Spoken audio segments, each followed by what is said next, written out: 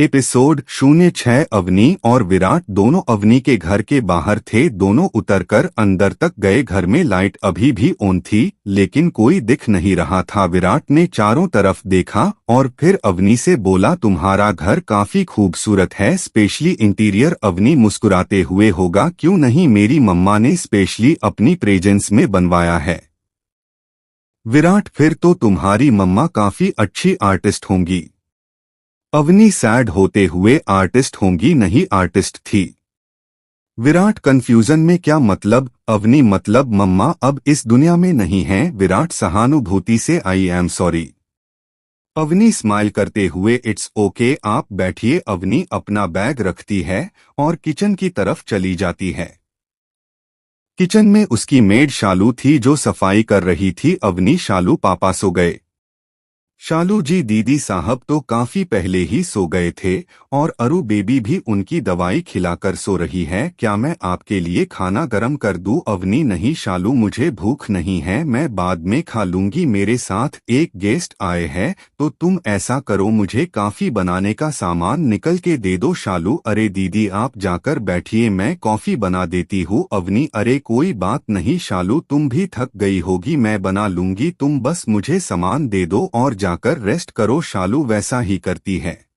कुछ टाइम बाद Avani 2 cup coffee लेकर आती है। विराट और अवनी दोनों वहां बैठकर कॉफी एंजॉय करते हुए प्रोजेक्ट के बारे में डिस्कस करते हैं। कुछ देर बाद विराट अपने घर के लिए निकल जाता है। अगले दिन Mehta mention round dining table पर सामने एक बुजुर्ग कपल बैठा था जो शायद घर के बड़े थे। ये थे विराट और विहान के दादा दादी, गायत्री मेहता और महेश मेहता। उन्हीं के साथ 2 लोग और बैठे थे जो विराट और विहान के माता पिता राजेश मेहता और उनकी पत्नी सुनंदा जी थे। राजेश जी साथ ही रूही भी बैठी थी और रूही के साथ विराट। विहान वहां पर नहीं था, जिसे देख राजेश जी थोड़ा गुस्सा करते हुए सुनंदा से बोले, लगता है आपके शहजादे आज भी अपनी फैमिली से ज्यादा अपने काम को इम्पोर्टेंस देते हैं, तभी तो आज भी आकार सबके साथ नाश्ता नहीं किया। उनकी बात सुनकर गायत्री जी बोली, खबरदार, जो हमारे लाडले के बारे में कुछ बोला तो देखते नहीं वो कितना काम करता है, उस पर 2 कंपनियों की जिम्मेदारी है। जिसे सुन राजेश जी बोले, माँ का तो विराट भी करता है, लेकिन उसे बिजनेस और फैमिली दोनों को टाइम देना आता है। वहीं विहान के लिए तो जैसे उसका बिजनेस ही सब कुछ है। सुनंदा जी बोली, क्या आप भी सुबह सुबह मेरे बेटे को कोसते रहते हैं? नाश्ता कीजिए, आप सभी अपना नाश्ता करते हैं। वही विराट और रूही भी सबकी नोकझोंक देख एक दूसरे को देख अपना सर हिला देते हैं और नाश्ता कर सब अपने काम पर लग जाते हैं जैसे ये उनका रोज का हो। रूही को कॉलेज जाना था, इसलिए वो विराट के साथ कॉलेज के लिए निकल जाती है। वहीं दादा दादी बाहर गार्डन में धूप लेने आ जाते हैं। सुनंदा जी किचन को क्लीन करने चली जाती है और राजेश जी एनजीओ के लिए निकल जाते हैं। वहीं अवनी, अरु और उसके पापा भी नाश्ता कर अपने काम पर लौट जाते हैं। विराट रूही को कॉलेज ड्रॉप कर सीधा कंस्ट्रक्शन साइट पर चले जाता है, जहां उसे अवनी अपना काम करते हुए मिलती है। उसी कार की आवाज सुनते ही अवनी उधर देखने लगी, तभी विराट पूरे रोब से कार से बाहर निकल अपनी आंखों पर शेड्स चढ़ा लेता है और अवनी की तरफ बढ़ जाता है। वो किसी हीरो से कम नहीं लग रहा था। अवनी को अरु का सपनों वाला राजकुमार अपने सामने दिख रहा था। जैसे जैसे अरु बताती वैसे ही विराट कार से निकल अवनी की तरफ आया। दोनों एक दूसरे को देखते हैं तो देखते ही रह जाते हैं। अवनी जब विराट को देखती है तो उसको खोए हुए ही देखती रहती है। वहीं विराट के भी सेम रिएक्शन थे। अवनी अपने मन में बोली, ये कितने हैंडसम है, बिल्कुल अरु के सपने वाले हीरो की तरह। वही विराट तो बस अवनी को ही देखे जा रहा था। विराट अवनी के सामने आया और उसकी तरफ हाथ बढ़ा दिया। अवनी ये देख आंखें बढ़ कर उसे ही देख रही थी। उसकी हार्ट बीट फास्ट हो गई थी। अवनी को अरु की बात याद आ गई जब और उससे बोली थी कि अगर उसके सपनों वाला राजकुमार अवनी के सामने आ जाए तो वो क्या करेगी। अब अवनी को कुछ समझ ही नहीं आ रहा था कि वो क्या करे। तभी विराट की आवाज आई, हेलो अवनी, कैसी हो? अवनी उसके हाथ को देख अपना हाथ आगे बढ़ाकर उससे हैंड शेक करती है और कहती है, मैं बिल्कुल ठीक ही, आप कैसे हैं? विराट बोलता है, हैंडसम हूँ। अवनी कंफ्यूजन से, जी क्या? विराट मुस्कुराकर, क्यों नहीं हूँ क्या? अवनी हड़बड़ी में, नहीं विराट। क्या सच में? अवनी फिर अपनी बात को क्लियर करते हुए, अरे नहीं, मेरा वो मतलब नहीं था। विराट बोला, अच्छा तो क्या मतलब था तुम्हारा? अवनी, मतलब कि आप है हैंडसम। ये सुन विराट मुस्कुरा दिया तो अवनी बोली, नाइस शर्ट। जिस पर विराट उसे देखने लगा तो देखा कि अवनी ने आज ब्लू कलर का जंपसूट पहना था जिसमें वो बहुत खूबसूरत लग रही थी, साथ ही ब्लैक हील्स और पोनी टेल जो उसे और एलिगेंट बना रहे थे। विराट ने भी ब्लू शर्ट पहनी थी जिसे अगर कोई भी देखे तो यही सोचे कि वो दोनों कपल है। विराट बोला, वैसे अगर तुमने ध्यान दिया हो तो हमने आज बिल्कुल कपल्स की तरह ट्विनिंग की हुई है। जिसे सुन अवनी मुस्कुरा दी और बोली, हाँ पता नहीं, बाय चांस हो गया। Virat, by the way coffee काफी अच्छी बनी थी। अवनी मुस्कुराकर, थैंक यू विराट। फिर थैंक यू? ये तुमने थैंक यू बोलने का कोई स्पेशल कोर्स कर रखा है क्या? कल भी बोल रही थी, अब भी बोल रही हो? अवनी मुस्कुराते हुए, नहीं ऐसा कुछ नहीं है, चले। Virat, yes after you. Avni आगे आगे चल दी और विराट उसके पीछे था। दोनों ने जाकर काम देखा, फिर अपने केबिन में आ गए। विराट के पास एक कॉल आया जिसे सुनने के बाद विराट बोला, ठीक है मैं आ रहा हूँ। फिर विराट अवनी के पास जाकर, अवनी मुझे ऑफिस जाना है, कुछ अर्जेंट मीटिंग है जिसे मैं स्किप नहीं कर सकता। अवनी ये सुन थोड़ी उदास हो गई क्योंकि विराट उसके साथ आज नहीं रहने वाला था। उसको विराट के साथ काम करना अब अच्छा लगता था, इसलिए विराट के जाने की बात सुनकर वो उदास हो गई। फिर वो बोली, ठीक है मैं यहाँ सब देख लूंगी, वैसे भी कुछ खास काम तो है नहीं आज। विराट, अगर ऐसा है तो क्यों ना तुम भी मेरे साथ चलो, ऑफिस भी देख लेना। ये सुन अवनी खुश हो गई और बोली, क्या ऐसा हो सकता है? विराट, हाँ इसमें प्रॉब्लम ही क्या है? अगर तुम्हें नहीं आना तो कोई बात नहीं, तुम कंफर्टेबल नहीं हो तो? अवनी जल्दी से बोली, अरे नहीं मैं बस अभी आई अपना बैग लेकर। विराट, ओके मैं तुम्हारा गाड़ी में वेट करता हूँ। अवनी अपना बैग लेकर आई तो विराट गाड़ी से टेक लगाए, एक हाथ अपनी पैंट की पॉकेट में रख दूसरे हाथ से किसी से कॉल पर बात कर रहा था। उसने शेड्स लगाए हुए थे। जब अवनी आई तो वो ऐसे ही बात करते हुए उसके लिए दरवाजा खोला। अवनी अंदर बैठ गई, वही विराट भी कॉल पर बात करते हुए पीछे उसके साथ ही बैठ गया। ड्राइवर ने कार स्टार्ट की और कंपनी ले जाने लगा। विराट अभी भी बात ही कर रहा था, उसका फेस बिल्कुल स्ट्रेट था, बिना कोई एक्सप्रेशन के। अवनी उसे देख सोचने लगी, अरु सही बोल रही थी, रियल में भी राजकुमार होते हैं और वो भी काफी हैंडसम, लेकिन शायद ये राजकुमार हमारे लिए नहीं बने हैं, इन्हें तो कोई राजकुमारी ही डिजर्व करती है। इतना बोल वो विंडो से बाहर देखने लगी। विराट भी कॉल रख चुका था। कुछ टाइम बाद मेहता कॉरपोरेशन के सामने कार रुकी। बिल्डिंग काफी ऊंची और शानदार थी। विराट कार से बाहर आया और अवनी की तरफ का दरवाजा खोल अपना हाथ बढ़ाकर बड़े अदब से बोला, राजकुमारी जी हम अपनी डेस्टिनेशन पर पहुंच चुके हैं। अवनी शॉक्ड होकर कभी विराट को देखती तो कभी उसके हाथ को।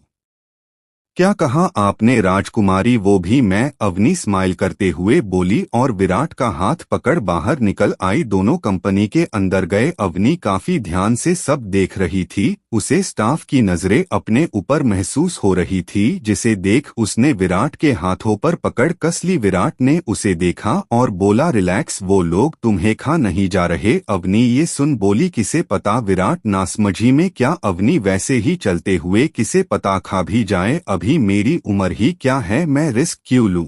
विराट, मेरे होते हुए कोई तुम्हें छूकर भी दिखाए? अवनी, क्या? विराट मुस्कुराकर, कुछ नहीं, चलो। दोनों लिफ्ट से ऊपर आए। विराट अवनी को अपने केबिन में ले गया, जिसे देख अवनी काफी इम्प्रेस हुई। विराट का केबिन काफी सलीखे से अरेंज किया हुआ था, साथ ही काफी खूबसूरत भी था। विराट अवनी को सोफे पर बिठा के खुद अपनी किंग साइज चेयर की तरफ गया और किसी को कॉल कर 2 कॉफी लाने का ऑर्डर दिया और अपनी चेयर पर बैठ कुछ फाइल्स देखने लगा जो मीटिंग में उसके काम आने वाली थी। अवनी भी अपना फोन यूज करने लगी, तभी डोर पर नॉक हुआ। विराट अपनी सख्त आवाज में बोला, कम इन। उसका ध्यान अभी भी फाइल में ही था। वो लड़की चलते हुए आई और सीधा विराट की टेबल के पास जाने लगी। विराट बिना उसे देखे सीरियस टोन में बोला, काफी जाकर टेबल पर रख दो। अवनी भी उस लड़की को ही देख रही थी जो टक टक की आवाज करते हुए विराट की तरफ बढ़ रही थी,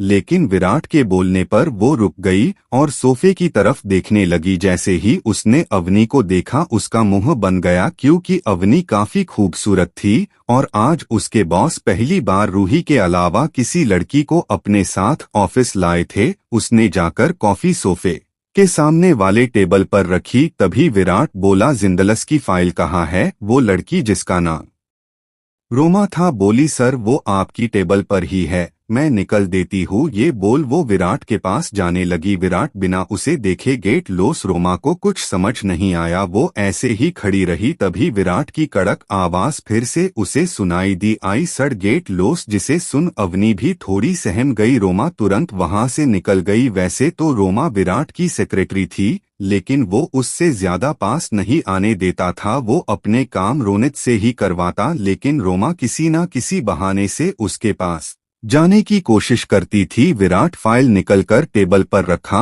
और अवनी की तरफ आने लगा।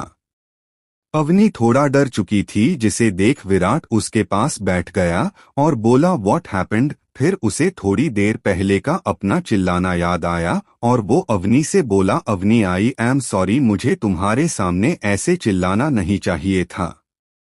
तुम प्लीज रिलैक्स हो जाओ, मुझे ध्यान नहीं रहा। अवनी रिलैक्स होते हुए, नो नो, आप इतनी बड़ी कंपनी चलते हो, आपको पता होगा किससे कैसे बात करनी है। It's totally fine. और मुस्कुरा दी। दोनों कॉफी पीने लगे। कुछ टाइम बाद विराट का असिस्टेंट रोनित आया और विराट से बोला, सर मीटिंग का टाइम हो गया है। विराट ये सुनकर हम में जवाब दिया। फिर रोनित वहां से चला गया। विराट अवनी को देखकर, मैं किसी को तुम्हारे पास भेजता हूँ ताकि वो तुम्हें ऑफिस दिखा सके। अवनी ये सुन बोली, अरे नहीं, आप परेशान न हो, मैं खुद ही देख लूंगी, आप अपनी मीटिंग अटेंड कीजिए। विराट ये सुन बोला, आर यू श्योर? अवनी, हाँ बिल्कुल, आप जाइए, all the very best. Virat smile करते हुए बोला, अब तो ये डील पक्का मुझे ही मिलेगी, आता हूँ। और वहां से अवनी के साथ बाहर चला आया। उसके जाते ही अवनी भी फ्लोर को देखने लगी। वो इस समय नीचे वाले फ्लोर पर थी जहाँ काफी स्टाफ था। अवनी सबको देख रही थी। तभी एक लड़की को काम में कुछ प्रॉब्लम हो रही थी। उसने अपनी सीनियर से पूछा, लेकिन उसे से भी वो सॉल्व नहीं हुई। अवनी उसके पास गई और बोली, क्या हुआ?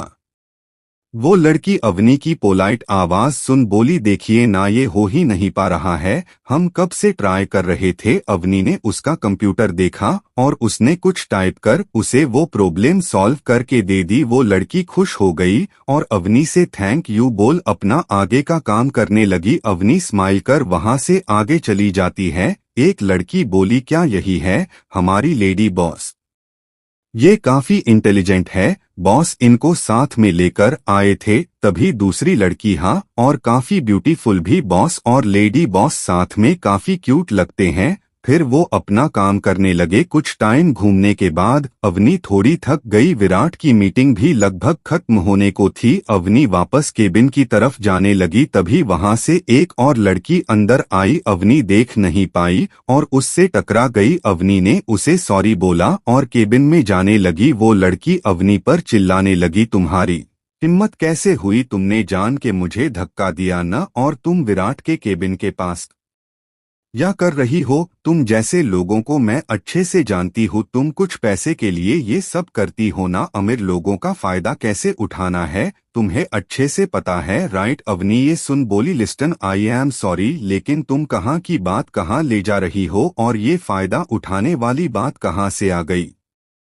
प्लीज तुम शांत हो जाओ। ये सुन उसे लगा कि अवनी उससे डर रही है। वो लड़की गुस्से से बोली, ओह प्लीज, तुम्हारी औकात नहीं है मुझे लेक्चर देने की, अच्छा होगा तुम अपने कैरेक्टर। तभी उसकी आवाज को काटते हुए विराट ने जोर से उसका नाम चिल्लाया, कियारा। कियारा ने जब ये सुना तो वो मासूम सी शक्ल बनाते हुए विराट के पास जाकर उसके हाथ को पकड़ते हुए बोली, विराट देखो ना, उस लड़की ने मुझे जानबूझकर धक्का दिया और ऊपर से मुझ पे ही चिल्ला रही थी। अवनी की आंखें नम हो गई। उसने तो ऐसा कुछ किया भी नहीं था। उसे लगा वो लड़की और विराट काफी क्लोज है तो विराट उस पर भरोसा कर लेगा, अवनी पर नहीं। विराट उसे ही देख रहा था। उसने बिना कियारा की तरफ देखे अपने एक एक वर्ड पर जोर देते हुए बोला, स्टे अवे फ्रॉम मी। ये सुन कियारा बोली, Virat I said leave my hand right now. वो इतना जोर से बोला कि कियारा ने एक बार में ही उसका हाथ छोड़ दिया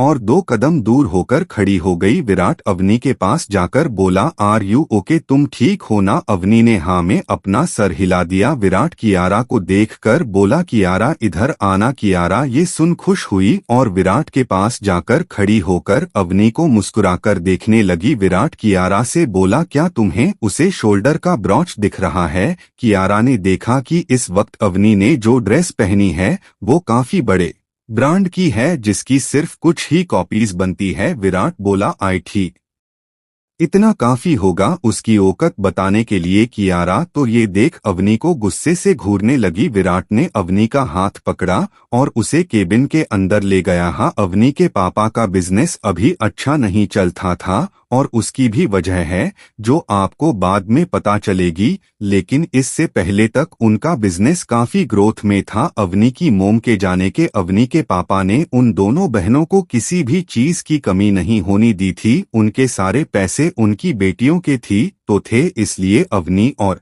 अरु को कुछ भी लेने के लिए सोचना नहीं पड़ता था। कुछ स्टाफ ये सब देख कियारा पर अपना सर नीचे कर हंस रहा था। कियारा ने उन्हें घूर के देखा और फिर अपने पैर पटकते हुए वहां से चली गई। वो बड़बड़ा रही थी, आखिर वो लड़की है कौन?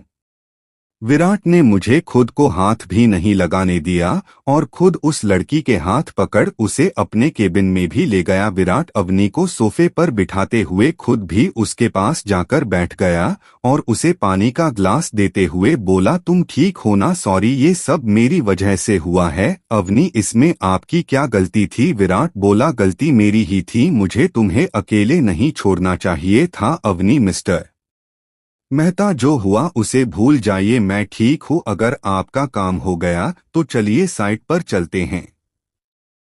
एपिसोड 07। कुछ दिन बाद एट कॉलेज रूही और अरु अपनी क्लास पूरी करने के बाद सबके साथ कैंटीन में बैठे थे। तभी वहां एक लड़की आई और अरु से बोली, आरवी ग्राउंड में देखो क्या हो रहा है। अरु उसकी बात सुन रूही को देखती है तो दानिश ने उससे कहा, चलो चल कर देखते हैं। जब वो लोग ग्राउंड में पहुंचते हैं तो वो सामने का नजारा देख शॉक्ड हो जाते हैं, क्योंकि सामने एक लड़का अपने घुटनों के बल बैठा हुआ था और उसके हाथ में रोज का बुके था और वो अरु को देख गंदी सी स्माइल कर रहा था। वही आरवी, रूही और उसके बाकी दोस्त उसे देख काफी गुस्से में थे। उस लड़के के पीछे 2 लड़के और खड़े थे जिनके हाथ में एक पोस्टर था और उसमें लिखा था, सिद्धार्थ वेड्स आरवी। आरवी गुस्से से उसे घूरे जा रही थी। वहीं वो लड़का जिसका नाम सिद्धार्थ शंकर था वो वहां के एमएलए का बेटा था, जिसका आरवी पर पहली बार देखने पर ही दिल आ गया था और आज वो उसे प्रपोज कर रहा था। हालांकि अरु को कॉलेज आए कुछ ही दिन हुए थे। उसने जबरदस्ती आरवी के हाथ में वो बुके थमा दिया और बोला, बेबी तुम्हें मेरा सरप्राइज कैसा लगा? जवाब तो दो और स्माइल कर उसे देखने लगा। देखो ना, हमारे नाम साथ में कितने अच्छे लगते हैं, हम भी साथ में काफी अच्छे लगेंगे। अरु उसे देख बोली, तुम्हें देखना है मुझे तुम्हारा सरप्राइज कैसा लगा? तो देखो, आरवी वहीं पास पड़े डस्टबिन की तरफ गई और उसमें वो बुके पूरी तरह से तोड़ फोड़ कर डालकर सिद्धार्थ को देखा और स्माइल कर दी। सिद्धार्थ गुस्से से अरु की तरफ बढ़ा और कसकर उसके बाजू को पकड़ते हुए बोला, तुम्हारी प्रॉब्लम क्या है? क्यों नहीं मान जाती तुम?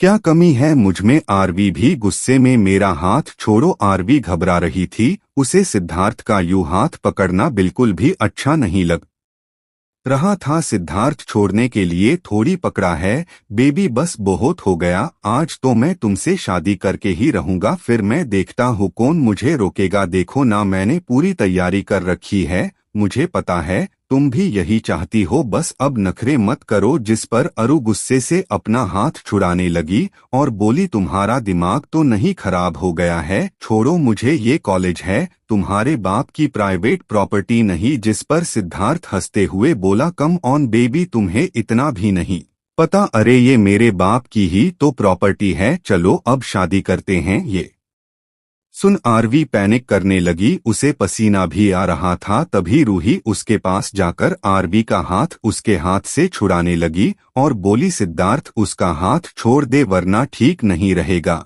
ये सुन सिद्धार्थ बोला, क्या यार रूही, तुझसे मेरी खुशी देखी नहीं जाती? तूने खुद ने तो मेरे प्रपोजल को ठुकरा दिया और अब किसी और को मेरे साथ नहीं आने दे रही। ये सुन रूही बोली, सिद्धार्थ अगर इतनी ही आग लगी है तो अपने जैसी ही ढूंढ ले, मेरी दोस्त का हाथ छोड़ और कही और मुंह मार जाकर समझा। ये सुन सिद्धार्थ ने उसे धक्का दे दिया और रूही संभाल नहीं पाई और वो गिरने लगी। लेकिन तभी किसी ने उसकी कमर में हाथ डाल उसे अपनी तरफ खींच लिया, जिससे रूही सीधा उसके गले लग गई और गिरने से बच गई। वो कोई और नहीं नील था। अरु भी रूही को गिरते देख डर गई, लेकिन तभी उसकी नजर नील पर पड़ी। नील ने अरु को आंख से कुछ इशारा किया, जिससे वो खुद को शांत करने लगी और फिर उसने ने अपना हाथ जोर से खींचा और अपने दूसरे हाथ से एक थप्पड़ कस के सिद्धार्थ को मार दिया, जिससे उसकी पकड़ ढीली हो गई और अरु इसके फायदा उठाकर उससे छूट गई। वहीं रूही नील की बाहों में थी और वो कोल्डली सिद्धार्थ को घूरे जा रहा था। उसने रूही से पूछा, क्या तुम ठीक हो? रूही उसकी आवाज सुन अपना सर उठाकर उसे देखने लगती है। नील भी उसे देखता है। दोनों एक दूसरे की आंखों में गहराई से देख रहे थे। तभी अरु वहां आई और रूही से बोली, रूही तुम ठीक तो हो ना? रूही उसकी आवाज सुन जल्दी से नील से दूर हुई और अरु को देखकर बोली, अरु मैं ठीक हूँ, तुम बताओ तुम्हें कुछ नहीं हुआ न? अरु रूही को गले लगाते हुए, यार मुझे कुछ नहीं हुआ है, लेकिन तू क्यों बीच में आई? अगर वो राक्षस तुझे कुछ कर देता तो? ये देख सिद्धार्थ गुस्से से बोला, तेरी इतनी हिम्मत बढ़ गई कि तू मुझे थप्पड़ मारे? अरु बोली, हिम्मत तो है मुझमें, लेकिन मैं बस तुझे इतने दिन से इग्नोर ही कर रही थी, लेकिन तू सुधारने वाला नहीं है। नील ये सब देख रहा था। उसने अपना फोन निकला और किसी को कॉल कर कोल्ड आवाज में बोला, अपने बेटे की सलामती चाहते हो तो उसे अभी यहाँ से ले जाओ, अगर मैंने कुछ किया तो तू सहन नहीं कर पाएगा। इतना बोल उसने कॉल डिस्कनेक्ट कर दिया। सब लोग उसे ही देख रहे थे। कुछ टाइम बाद ही सिद्धार्थ का कॉल आया, जिसे देख वो नील को देखने लगा। फिर कॉल उठाकर, जी डैड, उधर से कुछ आवाज आई। सिद्धार्थ, जी डैड मैं आ रहा हूँ। सिद्धार्थ अभी भी नील को ही घूरे जा रहा था। वो बोला, इसकी कीमत तो तुझे चुकानी पड़ेगी, और फिर वहां से चला जाता है। नील भी वहां से एक नजर रूही को देख चला जाता है। रूही जब अरु से दूर होकर देखती है तो उसे नील कॉरिडोर से जाता नजर आता है, लेकिन वो फिर उससे नजर हटाकर अरु और अपने बाकी के दोस्तों के साथ क्लास में चली जाती है। कुछ दिन बाद कॉलेज, रूही और अरु अपनी क्लास पूरी करने के बाद सबके साथ कैंटीन में बैठे थे। तभी वहां एक लड़की आई और अरु से बोली, आरवी ग्राउंड में देखो क्या हो रहा है। अरु उसकी बात सुन रूही को देखती है तो दानिश ने उससे कहा, चलो चल कर देखते हैं। जब वो लोग ग्राउंड में पहुंचते हैं तो वो सामने का नजारा देख शॉक्ड हो जाते हैं, क्योंकि सामने एक लड़का अपने घुटनों के बल बैठा हुआ था और उसके हाथ में रोज का बुके था और वो अरु को देख गंदी सी स्माइल कर रहा था। वही आरवी, रूही और उसके बाकी दोस्त उसे देख काफी गुस्से में थे। उस लड़के के पीछे दो लड़के और खड़े थे,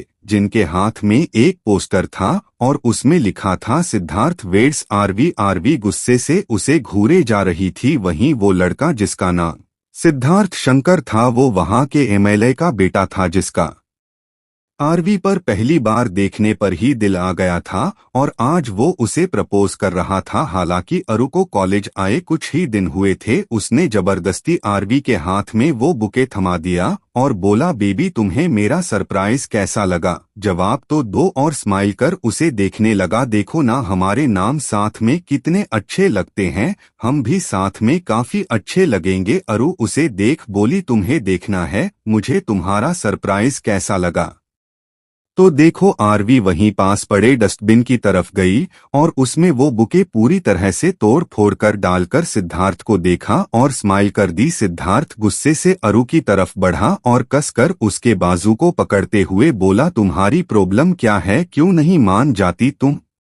क्या कमी है मुझमें? आरवी भी गुस्से में, मेरा हाथ छोड़ो। आरवी घबरा रही थी, उसे सिद्धार्थ का यूं हाथ पकड़ना बिल्कुल भी अच्छा नहीं लग रहा था। सिद्धार्थ छोड़ने के लिए थोड़ी पकड़ा है। बेबी बस बहुत हो गया, आज तो मैं तुमसे शादी करके ही रहूंगा, फिर मैं देखता हूँ कौन मुझे रोकेगा। देखो ना, मैंने पूरी तैयारी कर रखी है, मुझे पता है तुम भी यही चाहती हो, बस अब नखरे मत करो। जिस पर अरु गुस्से से अपना हाथ छुड़ाने लगी और बोली, तुम्हारा दिमाग तो नहीं खराब हो गया है? छोड़ो मुझे, ये कॉलेज है, तुम्हारे बाप की प्राइवेट प्रॉपर्टी नहीं। जिस पर सिद्धार्थ हंसते हुए बोला, कम ऑन बेबी, तुम्हें इतना भी नहीं पता? अरे ये मेरे बाप की ही तो प्रॉपर्टी है, चलो अब शादी करते हैं। ये सुन आरवी पैनिक करने लगी, उसे पसीना भी आ रहा था। तभी रूही उसके पास जाकर आरवी का हाथ उसके हाथ से छुड़ाने लगी और बोली, सिद्धार्थ उसका हाथ छोड़ दे वरना ठीक नहीं रहेगा।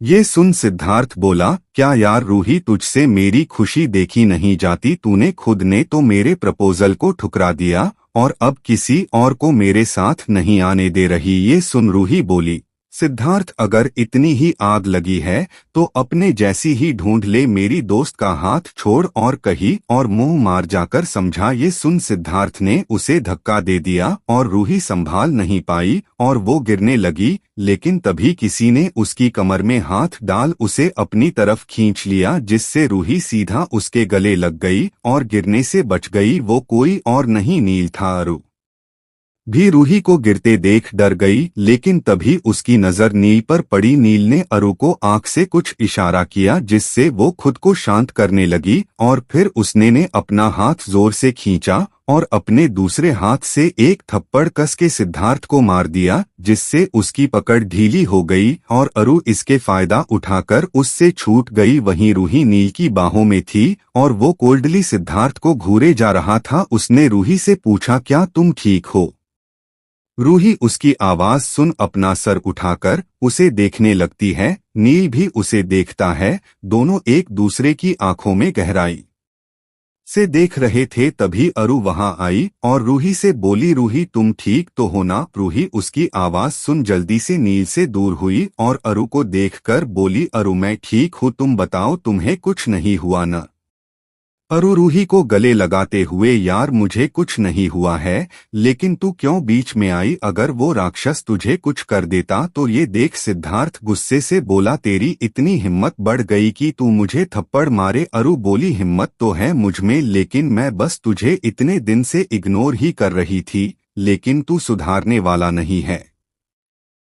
नील ये सब देख रहा था। उसने अपना फोन निकला और किसी को कॉल कर कोल्ड आवाज में बोला, अपने बेटे की सलामती चाहते हो तो उसे अभी यहाँ से ले जाओ, अगर मैंने कुछ किया तो तू सहन नहीं कर पाएगा। इतना बोल उसने कॉल डिस्कनेक्ट कर दिया। सब लोग उसे ही देख रहे थे। कुछ टाइम बाद ही सिद्धार्थ का कॉल आया, जिसे देख वो नील को देखने लगा। फिर कॉल उठाकर, जी डैड। उधर से कुछ आवाज आई, सिद्धार्थ जी डैड मैं आ रहा हूँ। सिद्धार्थ अभी भी नील को ही घूरे जा रहा था। वो बोला, इसकी कीमत तो तुझे चुकानी पड़ेगी, और फिर वहां से चला जाता है। नील भी वहां से एक नजर रूही को देख चला जाता है। रूही जब अरु से दूर होकर देखती है तो उसे नील कॉरिडोर से जाता नजर आता है, लेकिन वो फिर उससे नजर हटाकर अरु और अपने बाकी के दोस्तों के साथ क्लास में चली जाती है। शाम का समय सिद्धार्थ अपने घर में आया और सामने ही उसे सोफे पर उसके पापा और भाई मिले। वो गुस्से से अपने पापा से बोला, डैड मुझे वो लड़की किसी भी कीमत पर चाहिए, चाहे मुझे जो करना पड़े, लेकिन मैं उसी से शादी करूंगा, आप कुछ करिए। ये सुन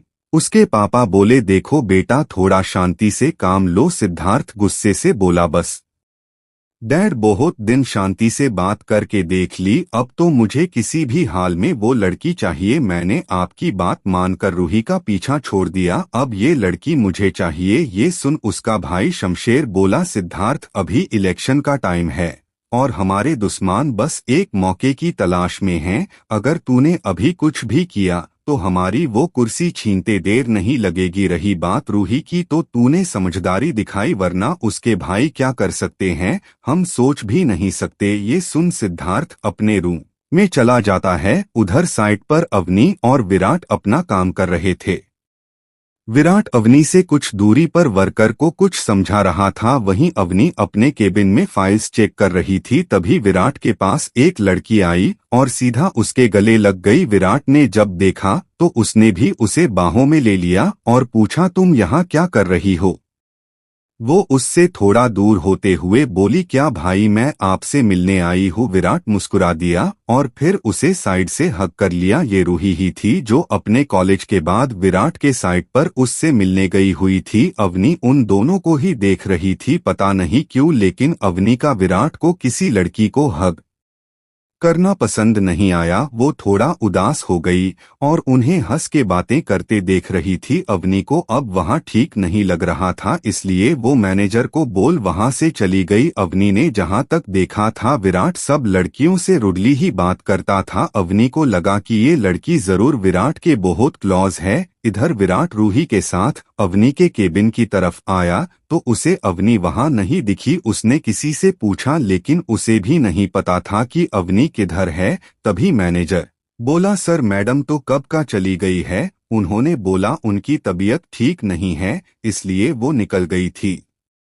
विराट बोला, कब गई थी वो? मैनेजर, सर रूही मैडम के आने के कुछ देर बाद ही। विराट ने अपना सर हिलाया और वो मैनेजर वहां से चला गया। रूही, कोई बात नहीं भाई, मैं भाभी से फिर कभी मिल लूंगी। विराट नासमझी में, भाभी? रूही उसके मजे लेते हुए, क्यों, आप उन्हें पसंद नहीं करते?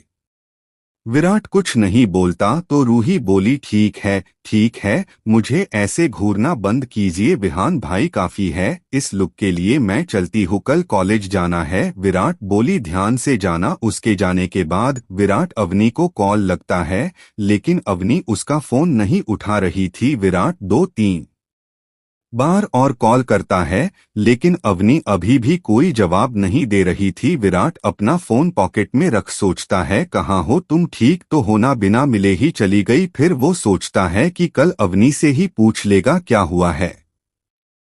इधर अवनी अपने रूम की बालकनी से बाहर चांद को देख कॉफी पी रही थी और सोच रही थी, मुझे क्यों फर्क पड़ता है उनके किसी के भी साथ होने से। वो जिसे चाहे हक करे, मुझे क्यों दुख हो रहा है। फिर वो अपने ख्यालों को झटक कर अंदर रूम में आकर सो जाती है। अगली सुबह आज कॉलेज में काफी चहल पहल थी। अरु ने पूछा, आज यहाँ क्या हो रहा है? दानिश बोला, फ्रेशर्स पार्टी की तैयारी। अरु खुश होते हुए, क्या सच में? रूही बोली, हाँ मैडम, सच में, और यहाँ फ्रेशर्स पार्टी काफी अच्छे से होती है। अरु खुश होते हुए, फिर तो काफी मजा आएगा। तुनिशा बोली, बिल्कुल, चलो क्लास में चलते हैं, वरना इतने लोगों के टांग एक साथ टूटने पर मीना मैडम को शक हो जाएगा। सब उसकी बात सुन हंसने लगे। सब क्लास में जाते हैं और अपनी अपनी सीट पर बैठकर लेक्चर अटेंड करते हैं। इधर अवनी के घर, अवनी आज घर पर ही थी। वो आज काम घर से ही करने वाली थी। जयदेव जी ने उसे घर पर देखा तो बोले, अवनी क्या आज तुम घर पर ही रहोगी? अवनी बोली, जी पापा, मेरी तबीयत कुछ ठीक नहीं लग रही है इसलिए मैं कल जाऊंगी। जयदेव जी बोले, बेटा डॉक्टर को बुलाऊं? क्या हुआ है तुम्हें? अवनी मुस्कुराते हुए बोली, नहीं पापा, डॉक्टर की जरूरत नहीं है, मैं रेस्ट करूंगी तो ठीक हो जाऊंगी। जयदेव जी बोले, ठीक है बेटा, तुम जाकर आराम करो। अवनी ऊपर अपने कमरे में आ गई। उसने कल से अपना फोन नहीं देखा था। जब उसे अपना फोन दिखा तो वो उसे उठाकर देखने लगी। कुछ मेल्स थे और विराट की 4-5 मिस्ड कॉल थी। अवनी ने एक बार सोचा, फिर विराट को कॉल लगा दिया। उधर विराट जो अभी अभी कार में बैठा था, अवनी का कॉल देख मुस्कुराते हुए उठाकर बोला, हेलो। उधर से अवनी की आवाज आई, हेलो मिस्टर मेहता, एक्चुअली में आज नहीं आ पाऊंगी, मेरी तबीयत कुछ ठीक नहीं है। विराट चिंता करते हुए बोला, क्या हुआ है तुम्हें? कुछ ज्यादा सीरियस तो नहीं है ना? अवनी बोली, जी नहीं, ऐसा कुछ नहीं है, वैसे तो मैं ठीक हूँ, कल काम पर आ जाऊंगी। विराट बोला, इट्स ओके अवनी, तुम कुछ दिन रेस्ट करो। अवनी बोली, नहीं मिस्टर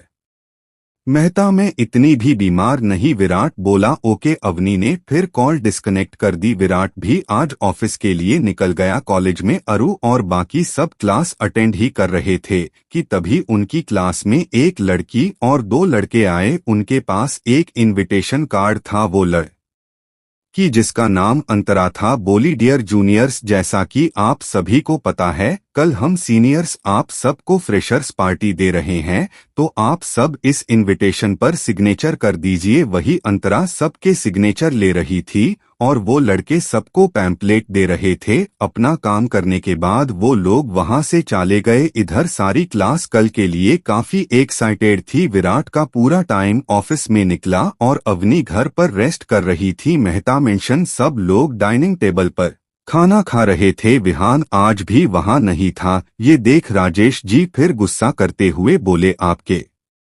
लाडले आज भी डाइनिंग टेबल पर नहीं है। आखिर विहान को फैमिली की वैल्यू कब पता चलेगी। ये सुन विराट बोला, डैड वो अपने काम के लिए आउट ऑफ टाउन गया है, जल्दी वापस आ जाएगा। ये सुन राजेश जी बोले, क्या ही फायदा उसके आने या ना आने का जब उसे करनी अपने मन की ही है। उधर एक सुनसान इलाके से किसी की चीखें सुनाई दे रही थी। एक कमरे में कोई दर्द से तड़प रहा था और पानी मांग रहा था। ये सुन वो हट्टा कट्टा आदमी जो उसे मार रहा था बोला, तुझे पानी देना है या मौत, ये तो बॉस ही बताएंगे। कुछ देर में उस कमरे का दरवाज खुला और एक लंबी चौड़ी परछाई सामने दिखी। वो शख्स सीधा आकर सोफे कर अपने पैर पर पैर रखकर लीन होकर किसी राजा की तरह बैठ गया। उसके सारे आदमी उस कमरे में फैल गए। तभी उस सन्नाटे को चीरते हुए एक रूढ़ और खतरनाक आवाज आई, तेरी हिम्मत कैसे हुई मेरी बहन को हाथ लगाने की। विहान अभी वापस आया था और जब उसे पता चला कि सिद्धार्थ ने रूही को धक्का देकर लगभग गिरा ही दिया था, तब उसने उसे किडनैप कर टॉर्चर करने का ऑर्डर दिया। सिद्धार्थ दर्द भरी आवाज में बोला,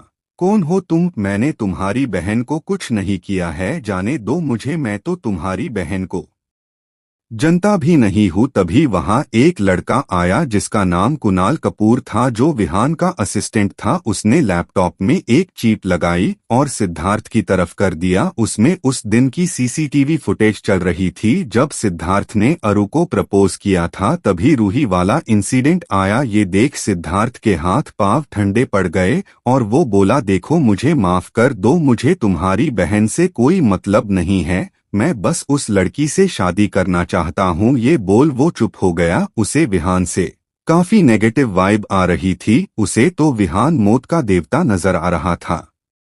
हालांकि विहान ने इस वक्त एक मास्क पहना था जिस पर एक ईगल का सिंबल था। विहान ने कुणाल को देखा तो उसने अपना सर हिलाया और लैपटॉप वापस विहान की तरफ किया। जब विहान ने उस वीडियो को ध्यान से देखा तो उसे याद आया कि सिद्धार्थ ने जिस लड़की का हाथ पकड़ा है वो वही रोड वाली लड़की है। तो उसकी मुट्ठियां कस गई। फिर वो वहां से उठते हुए अपनी आंखों पर शेड्स लगाए। उसके जाते ही गोली की आवाज आई और सिद्धार्थ जमीन पर जा गिर। विहान बिना मुड़े बोला, मेरे किंगडम में गलती की माफी नहीं, सजा होती है, और वहां से निकल गया। विहान फुल स्पीड में कार को दौड़ा रहा था और अपने ऑफिस पहुंच गया। फिर उसने किसी को केबिन में बुलाया तो एक इंसान केबिन में आया। विहान ने उसे ठंडी आंखों से घूर तो थोड़ा सहम गया और बोला, बॉस हम उस लड़की की इंफॉर्मेशन नहीं निकल पा रहे हैं। लगता है या तो उसका बैकग्राउंड काफी स्ट्रॉन्ग है या कोई जानबूझकर उसकी डिटेल्स हाइड करवा दिया है। विहान बोला, मैंने तुम्हारे फोन में कुछ भेजा है, अगर अब भी काम नहीं हुआ तो अंजाम सोच कर ही केबिन में आना। वो इंसान अपने फोन को देखते हुए घबराकर बोला, यस बॉस काम हो जाएगा। ये सुन विहान कुछ नहीं बोला और वो इंसान केबिन से बाहर निकल आया और चैन की सांस लेकर बोला, थैंक गॉड कुणाल तू बच गया, और वहां से आगे चला गया। एपिसोड 08। इधर रूही किसी को ढूंढ रही थी लेकिन उसे वो कहीं नहीं मिला। वो एक क्लास के आगे आई और किसी से टकरा गई। वो लड़की उस पर बिखरते हुए बोली, क्या तुम देखकर नहीं चल सकती, मुझे चोट आ गई। रूही बोली, सॉरी मैं किसी को ढूंढ रही थी। तभी उसने रूही को ध्यान से देखा और बोली, तुम तो वही हो ना जिसे आज नील ने गिरने से बचाया था। रूही बोली, नील। रिया बोली, हाँ नील। ओह तो क्या तुम नील को ढूंढ रही हो। अगर ऐसा है तो यहाँ से जा सकती हो। नील ने तुम्हें बचा क्या लिया, तुम तो मेरे नील के पीछे ही पड़ गई। वैसे भी उसे लड़कियों से मिलने में कोई इंटरेस्ट नहीं है, वो तुम जैसे किसी भी लड़की को मुंह नहीं लगता, तो आइंदा से उसके आसपास भी मत दिखाई देना, समझी। रूही कुछ बोल पाती तभी पीछे से अरु बोली, तुम कौन होती हो उसे ये बताने वाली कि वो क्या करे और किस से मिले, तुम अपने काम से काम रखो, समझी। रिया गुस्से से बोली, तुम्हारी इतनी हिम्मत, तुम मुझे जवाब दो। अरु बोली, हिम्मत तो तुमने अभी मेरी देखी कहाँ है। अरु अपनी स्लीव्स फोल्ड करते हुए, कहो तो अभी दिखा दूं मेरी हिम्मत। ये बोल वो अपनी बाजू फोल्ड करने लगी। रिया बोली, यूं वो कुछ बोलती तभी रूही बोली, अरु जाने देना, हम चलते हैं। अरु बोली, ऐसे कैसे रूही, इसे तो मैं अभी सबक सिखाती हूँ, इसकी हिम्मत कैसे हुई तुझसे बदतमीजी करने की। रूही बोली, जाने देना, चल यहाँ से। ये बोल वो अरु को वहाँ से ले जाती है। रूही बोली, क्या जरूरत थी तुझे उससे भिड़ने की, वो सीनियर है हमारी। अरु गुस्से से बोली, सीनियर की नानी की अम्मा, अपने हद में रहे हूँ। रूही बोली, फिलहाल शांत हो जा मेरी अम्मा और चल। अरु बोली, वैसे तू वहाँ क्या कर रही थी। रूही बोली, कुछ नहीं, मैं तो ऐसे ही।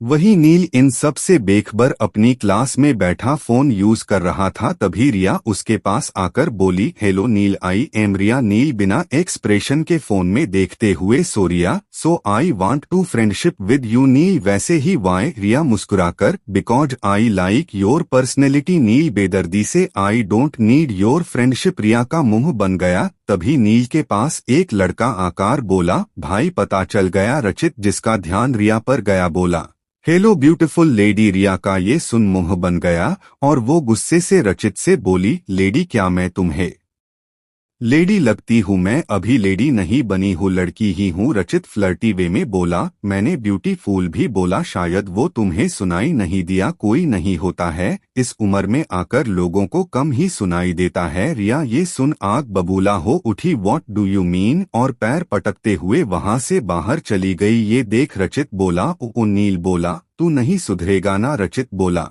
भाई अब जब मुझे पता है कि तेरा दिल किसी पे आ गया है, तो मैं क्यों तुम्हारे आसपास ऐसी मेकअप की दुकान को आने दूंगा। सो चिल मैं हूं ना। नील बोला, नौटंकी बंद कर और जो बोला है वो बता। रचित बोला, ऐसे कैसे, पहले मैंने जो बोला उसे पूरा कर। नील बोला, फाइन, घर आके ले जाना। रचित खुश होते हुए बोला, फाइनली तेरा वॉच का ब्रांडेड कलेक्शन अब मेरा है। ओके ओके, अब इतना गिड़गिड़ा ही रहा है तो बता देता हूँ, उसका नाम रूही मेहता है और वो मिस्टर महेश मेहता की पोती है। नील ये सुन छोटी सी स्माइल कर अपने फोन को स्क्रॉल करने लगता है। रचित बाहर निकल कैंटीन में जाता है। वहीं नील क्लास में बैठा रूही को प्रोफाइल ढूंढ रहा होता है। रूही सोशल मीडिया पर काफी एक्टिव थी, उसके करीब 1 मिलियन फॉलोवर्स थे, जिस वजह से नील को वो मिल गई और उसने उसे फॉलो भी कर लिया। रूही ने काफी सारी पोस्ट डाल रखी थी जिसमें उसकी फेवरेट प्लेस, फूड और काफी कुछ था, जिससे नील को रूही की पसंद न पसंद का अच्छे से पता चल गया। वो रूही की हर एक पिक्चर और वीडियो को ध्यान से देख रहा था। रूही फ्री टाइम में मॉडलिंग भी करती थी, जिसे देख नील के चेहरे पर टेढ़ी मुस्कान आ गई। उसने कॉल किया और किसी को कुछ इंस्ट्रक्शन दी, फिर वो उठा और वहां से निकल गया। रात का समय, सब खाना खा रहे थे।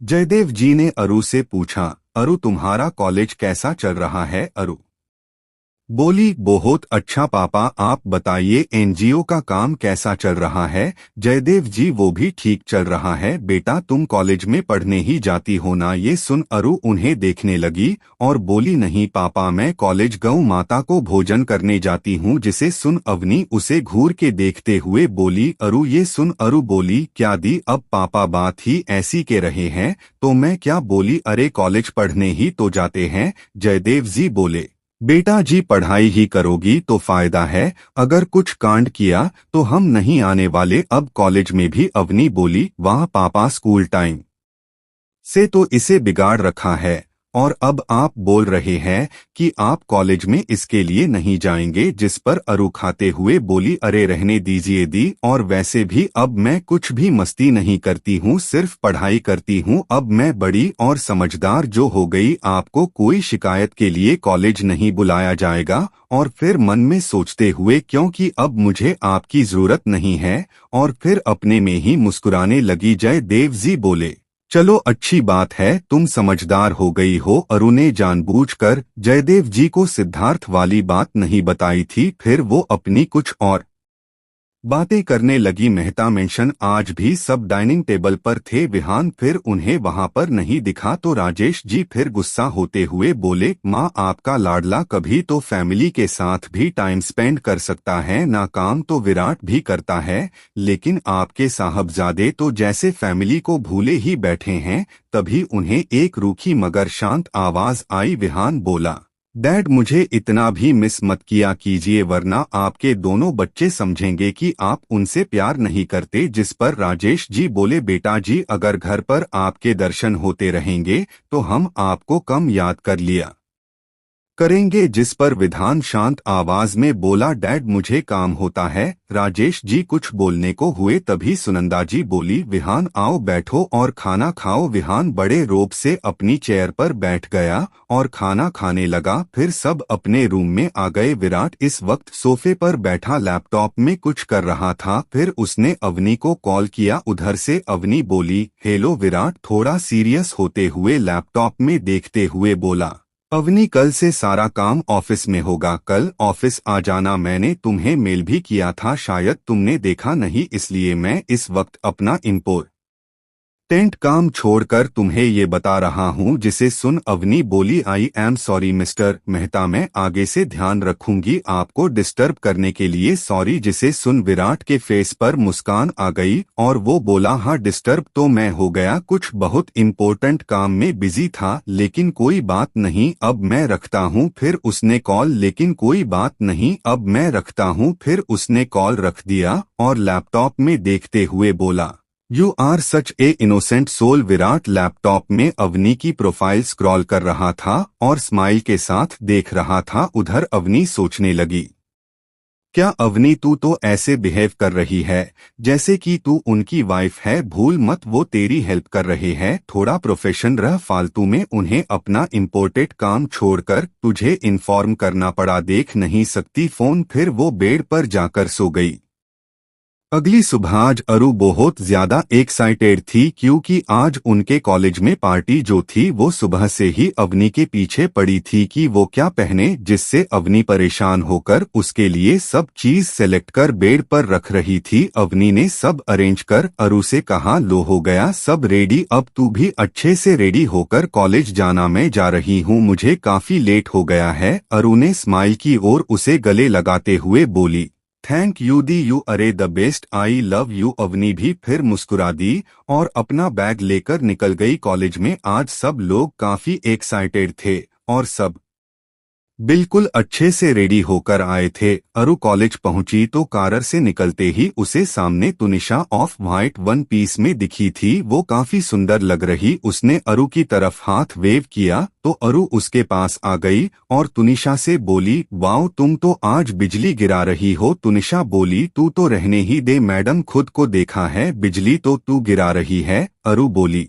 अच्छा अच्छा बहुत हो गया, अब चल। जब वो दोनों अंदर गई तो उसे अंदर ही रूही दानिश मिले। वो सब एक दूसरे की तारीफ करने लगे। रूही ने पीच कलर की off shoulder full length maxi dress पहनी हुई थी जो घुटनों से लेकर ओपन थी। दानिश ने व्हाइट शर्ट और black jeans with jacket. RB ने one sided sleeveless purple gown पहना हुआ था। सब लोग काफी अच्छे लग रहे थे। सभी लोग हॉल में आए और डेकोरेशन देखने लगे। धीरे धीरे सब आ चुके थे और पार्टी भी अब स्टार्ट हो चुकी थी। स्टेज लगा था जिसे काफी खूबसूरत तरीके से डेकोरेट किया हुआ था। एंट्रेंस पर वेलकम फ्रेशर्स का बैनर लगा था। स्टेज के सामने राउंड टेबल डाले थे। सबसे पहले फ्रेशर्स एक एक करके स्टेज पर गए और सबको अपना इंट्रोडक्शन दिया और साथ ही रैंप वॉक हुई। ऐसे ही कुछ गेम्स हुए जिसमें रूही, अरु और बाकी सब ने खूब एंजॉय किया। टीचर्स इस पार्टी में नहीं थे क्योंकि ये पार्टी सीनियर्स ने जूनियर्स के लिए रखी थी। रूही काफी एंजॉय कर रही थी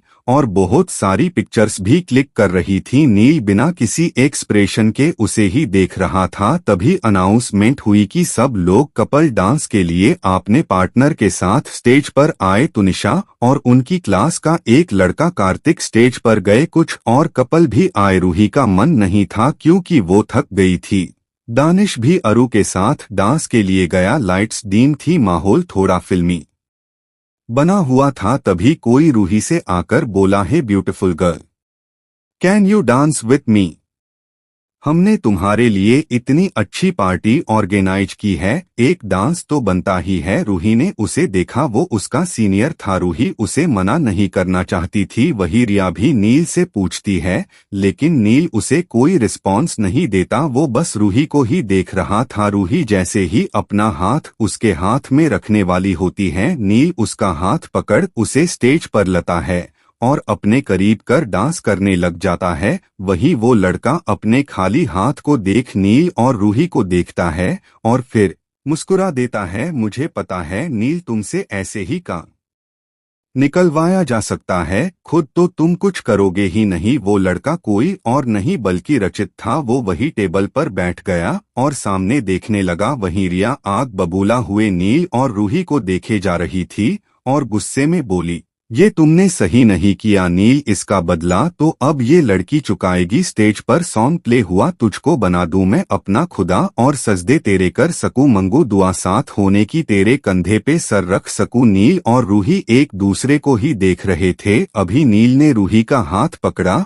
और उसे अपने कंधे पर रख दिया और एक हाथ से उसके दूसरे हाथ को पकड़ा और अपने दूसरे हाथ को उसकी कमर पर रख उसे अपने करीब किया और मूव करने लगा। धागा एक बंधन, तुझको मन्नत बना लूं, कागज पे दिल के तेरी सूरत बना लूं, छूटे कभी ना वो आदत बना लूं, शिद्दत बना लूं तुझे। रूही और नील एक दूसरे में खोए हुए थे। रूही को तो कुछ समझ ही नहीं आ रहा था। तभी नील ने उसे टर्न करके अपने करीब खींच लिया। रूही की पीठ नील की चेस्ट से लगी थी और उसके दोनों हाथ रूही की कमर पर थे, जिससे रूही की आंखें बंद हो गई। किस्मत बना लूं, मेरी चाहत बना लूं, दिल से मैं मांगू इबादत बना लूं, छूटे कभी ना वो आदत बना लूं, शिद्दत बना लूं तुझे। नील ने फिर से रूही को टर्न किया और उसकी कमर में हाथ रख दिए। रूही ने भी अपने दोनों हाथ नील के गले के चारों तरफ लपेट लिए और वो फिर से डांस करने लगे। क्यों ये हदें हैं, ये क्यों सरहदें हैं, इतने हैं क्यों फासले, मंजिल तेरी मेरी जब एक है तो क्यों है अलग रास्ते, इश्क की ऐसी कहावत बना लूं, पानी पे लिख दूं लिखावट बना लूं, गूंजे सदा वो आहट बना लूं, शिद्दत बना लूं तुझे। ये खारा समुंदर मेरा गवाह है, इश्क है मेरा या मेरा गुनाह है, तुझको साजा और अदालत बना लूं, शिद्दत बना लूं तुझे। जैसे ही सॉन्ग खत्म हुआ, सब लोग तालियां बजाने लगे। नील और रूही भी होश में आए और एक दूसरे से अलग हो गए। वहीं नील स्टेज से उतर सीधा बाहर निकल आया। उसकी हार्ट बीट काफी तेज हो गई थी। रूही अभी भी नील को ही ढूंढ रही थी, लेकिन वो उसे कहीं नहीं मिला। रूही सबके साथ आकर बैठ गई, हालांकि उसकी भी धड़कनें काफी बढ़ी हुई थी। उसे अच्छा तो लगा कि नील ने उसके साथ डांस किया, लेकिन अब वो उदास थी क्योंकि नील उसे कहीं नहीं दिखा। पार्टी खत्म होने के बाद सब लोग अपने अपने घर आ गए। रूही भी पूरे रास्ते अपने और नील के डांस के बारे में ही सोच रही थी।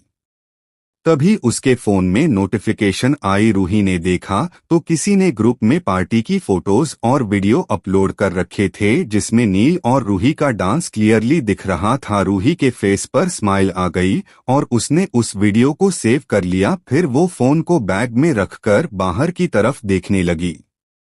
एपिसोड 09। नील इस समय एक बार में सोफे पर बैठा था और कुछ सोच रहा था। उसे भी नोटिफिकेशन आई और फिर उसे रचित का कॉल आया। नील ने सोफे से रचित का कॉल पिक किया और बोला, अपना फोन चेक कर। नील ने बिना कुछ बोले कॉल कट किया और नोटिफिकेशन ओपन की, जिसमें सेम वीडियो चल रहा था। ये देख नील जूम कर अपने और रूही के डांस को देखने लगा। समय उसके फेस पर एक प्यारी सी स्माइल थी। नील ने अपने मन में सोचा, अटेंशन ग्रैब कर लिया है, कहीं न कहीं पसंद करने लगा। ये तो सच है कि तुमने मेरा, और ये भी सच है कि मैं तुम्हें हूँ, तुम्हें देखते ही सब कुछ भूल सा आने की हिम्मत नहीं होती मेरी, लेकिन पता नहीं क्यों मैं जाता हूँ तुम्हारे सामने। इन फ्यूचर कभी तुम मेरी हो गई तो मैं कहीं पागल ही ना हो जाऊं। इस मेहता मेंशन रूही जब घर में आई तो उसके फेस पर एक प्यारी सी स्माइल थी। वो आज काफी खुश थी। ये देख हॉल में बैठी सुनंदा जी मुस्कुराकर बोली, क्या बात है, आज तो हमारी गुड़िया काफी खुश नजर आ रही है? तुमने पार्टी खूब एंजॉय की है लगता। रूही मुस्कुराकर बोली, जी मम्मा, आज पार्टी में बहुत मजा आया, लेकिन मैं अब थक गई हूँ। ये सुन सुनंदा जी बोली, हाँ तो तुम जाओ, जाकर रेस्ट करो, डिनर के टाइम मैं तुम्हें बुला लूंगी। रूही फिर अपने कमरे में चली गई और फ्रेश होने के बाद अपने बेड पर लेटकर फिर से अपने और नील के डांस को देखने लगी। वही अरु काफी खुश थी और अपने पापा और बहन को पार्टी के बारे में बता रही थी। अगली सुबह आज रूही काफी खुश थी। वो आज रेडी होने में भी काफी एफर्ट लगा रही थी। पता नहीं क्यों पर आज उसका अच्छे से तैयार होकर कॉलेज जाने का मन था। रूही ने brown shorts with white crop T shirt और व्हाइट बूट्स पहने, जिसमें थोड़ी हील भी थी। उसने अपने बालों को कर्ल करके हाफ बालों का बन बना रखा था और बाकी खुले छोड़े हुए थे। हल्का सा टचअप एंड ब्राउन लिपस्टिक, आंखों में काजल। रूही बहुत ही प्यारी लग रही थी, बिल्कुल एक छोटी सी डोल। कुछ टाइम बाद सब कॉलेज में थे। आज उनका क्लास लेने का मन नहीं था तो सब बंक करके ग्राउंड में मस्ती कर रहे थे। तभी दानिश रूही को छेड़ते हुए बोला, वैसे रूही का डांस बड़ा प्यारा था। ये सुन तुनिशा बोली, डांस ही नहीं, डांस पार्टनर भी बड़ा प्यारा था, और सब हंसने लगे। ये सुन रूही ब्लश करने लगी तो सब उसके मजे लेने लगे। तुनिशा बोली, वैसे वो लड़का था कौन? दानिश भी एक्साइटेड होकर बोला, हाँ हाँ बताना कौन था? रूही बोली, मैं नहीं जानती वो कौन था, उनका नाम नील है और वो हमारे सीनियर है, बस मैं उन्हें इतना ही जानती हूँ। तभी आरवी बोली, उसका नाम नील देसाई है। ये सुन सब उसे देखने लगते हैं। रूही पूछती है, तुम उसे कैसे जानती हो? अरु बोली, नील देसाई सुधीर देसाई का एक लौता बेटा जो काफी फेमस एंटरटेनमेंट कंपनी के ओनर है, उन्हीं का बेटा है। नील काफी हार्ड वर्किंग है,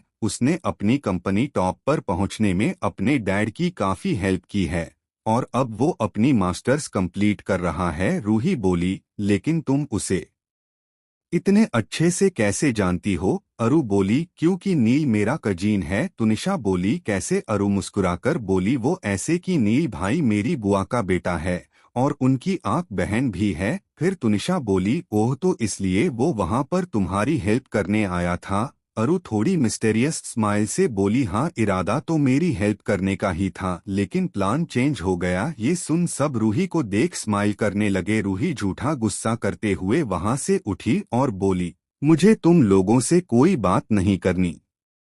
कोई ऐसे अपनी दोस्त को चिढ़ता है क्या? तभी नील रूही के पीछे आकर खड़ा हो गया। सब उसे ही देख रहे थे, लेकिन रूही का ध्यान नहीं था। वो सब ये देख स्माइल करने लगे और तुनिशा बोली, वैसे रूही, तू तो नील भाई के नाम से ऐसे क्यों चीढ़ रही है? क्या तू उन्हें पसंद करती है? ये सुन नील रूही को देखने लगा और सब लोग नील को। फिर दानिश बोला, बताना रूही। रूही बोलिए, ऐसा कुछ नहीं है, मेरा मतलब है कि नील अच्छे इंसान हैं, उन्होंने हमारी हेल्प करी है और इसीलिए मैं उनकी रेस्पेक्ट करती हूँ और बस उन्हें थैंक यू बोलने के लिए पूछ रही थी और कुछ भी नहीं। सब अपनी स्माइल छुपाने की कोशिश कर रहे थे। तभी अरु बोली, अच्छा तो ये बात है, तू नील भाई को सिर्फ थैंक यू बोलने के लिए ढूंढ रही थी और तू उनकी सिर्फ रिस्पेक्ट ही करती है और कुछ नहीं। अरु जानबूझकर तेज बोल रही थी ताकि रूही के पीछे खड़े नील को उसकी बात सुनाई दे। रूही बोली, नहीं, और तुम इतना चिल्ला क्यों रही हो? मुझे सुनाई देता है। आरवी बोली, तो क्या तुम नील भाई को थैंक यू नहीं बोलकर आओगी? रूही बोली, हाँ तो बोल दूंगी ना, तुम्हें क्या जल्दी है? अरु बोली, तो बोल दो ना, बोल क्यों नहीं रही? रूही बोली, क्या मतलब? दानिश ने उसे पलटने का इशारा किया। रूही कंफ्यूजन में पलटते हुए बोली, क्या है? और तभी वो पीछे खड़े नील से टकरा गई। वो थोड़ा सा पीछे गिरने लगी, लेकिन नील ने उसे कमर से पकड़ वहीं रोक लिया। रूही नील को ही देखे जा रही थी। ये देख सब एक दूसरे को देख स्माइल करने लगे और अरु ने उन्हें इशारे से वहां से चलने को बोला तो सब लोग वहां से खिसक लिए। नील ने उसे ठीक से खड़ा किया। रूही भी ठीक से सीधे खड़ी हुई और अपने बाल ठीक करने लगी। उसने अपनी गर्दन झुका ली और पीछे पलटकर देखा तो वहां कोई भी नहीं था। ये देख रूही की आंखें बड़ी हो गई और वो आसपास देखने लगी, लेकिन ग्राउंड खाली था। ये देख रूही बोली, अरु की बच्ची धोखेबाज, और वहां से जाने लगी तो नील ने पीछे से उसे पुकारा, रूही रूही। ये सुन अपनी जगह पर रुक गई। उसकी सांस गहरी हो गई। नील उसके पास आकर खड़ा हो गया। रूही भी पीछे मुड़ी और एक नजर नील को देख अपनी पलकें झुका ली। रूही थोड़ी नर्वस भी थी। नील को सामने देख रूही की हार्ट बीट तेज हो गई थी। नील ने रूही से बोला, तुम्हें कुछ कहना था? ये सुन रूही ने अपनी नजरें नील के फेस पर डाली। नील के फेशियल फीचर्स काफी अट्रैक्टिव थे, जिस वजह से रूही उसे देखती ही रही। कुछ देर बाद रूही को नील की आवाज आई, रूही रूही क्या हुआ है तुम्हें? तुम ठीक तो हो ना? रूही अपने होश में आते हुए हैं, हाँ क्या मेरा मतलब है मैं ठीक हूँ।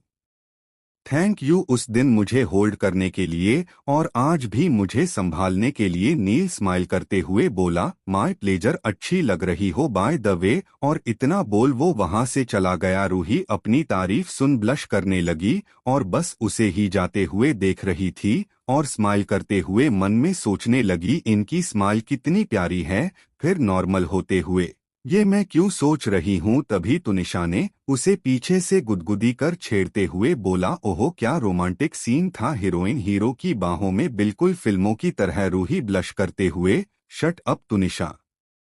और फिर वो भी अपोजिट डायरेक्शन में चली जाती है। ये देख सब हंसते हुए एक दूसरे को हाई फाइव देते हैं। इधर दूसरी तरफ कॉलेज के कॉरिडोर में, क्या भाई मैंने इतना लंबा चौड़ा लेक्चर सिर्फ इसलिए दिया ताकि आप उसका थैंक यू सुनकर वापस आ जाओ? जितना दिमाग बिजनेस में चलता है उसका 2% भी चला लो ना तो रूही आपकी हो जाए। अरु नील से बोली। नील बोला, लेकिन अरु मैंने कोशिश तो करी है ना? अरु बोली, वाह क्या कोशिश थी, और ताली बजाकर वेल डन, बहुत खूब। अगर आपकी कोशिश ये है ना तो कुछ टाइम बाद मामा सुनने के लिए रेडी हो जाओ। नील ये सुन उसे घूरता है। अरु मुंह बनाकर बोली, भूलो मत, अभी आपको मेरी जरूरत है, मुझे ऐसे लुक मत दो, डर लगता है। नील ये सुन नॉर्मल हो गया और बोला, ठीक है मेरी माँ, अब आगे क्या? अरु बोली, अभी आप क्लास में जाओ, आगे का मैं देख लूंगी। और हाँ, उस मेकअप के शोरूम से दूर ही रहना, देखा मैंने उसे नकचढ़ी चूहिया। नील कंफ्यूजन से मेकअप का शोरूम, तभी रचित अरु के कंधे पर एल्बो रख बोलता है ना वो छिपकली रिया। ये देख नील एक बार घूर कर उसके हाथ को देखता है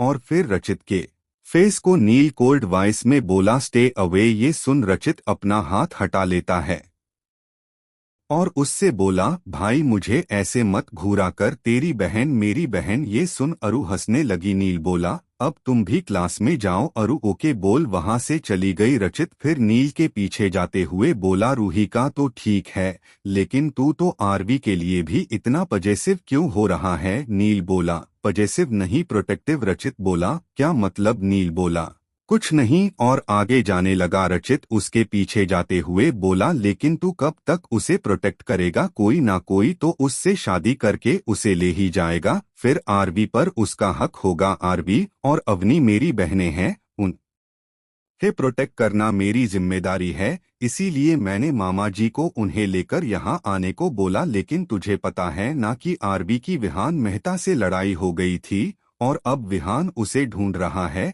रचित बोला। ये सुन नील रुक गया और बोला, विहान उसे कुछ नहीं करेगा, मुझसे जितना हो सकेगा मैं अरु को प्रोटेक्ट करूंगा, तुम बस ध्यान रखना। फिलहाल वो अरु को जानता नहीं है, जान जाएगा तो संभल जाएगा। और अवनी, रचित बोला। नील ने कहा, अवनी जहां भी है सेफ है, अब मुझे उसकी कोई फिक्र नहीं, वो मैच्योर है, अपना ध्यान रख सकती है, बाकी उसको जब भी मेरी जरूरत होगी मैं हूँ उसके लिए। फिर वो दोनों क्लास में चले गए जहां रिया नील का ही वेट कर रही थी। वो नील को देख बोली, नील तुम कहाँ थे कब से?